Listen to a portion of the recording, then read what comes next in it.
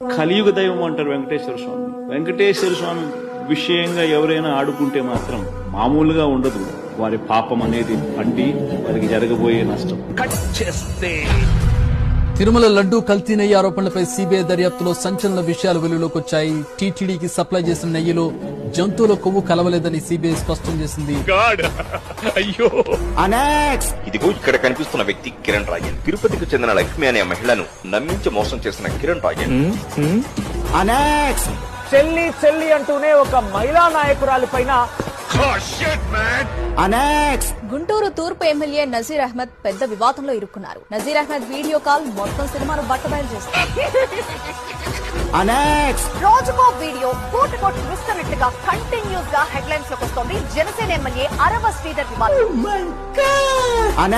TTD chairman BR Naidu వీడియోలు social మీడియాలో viral గా మారాయి.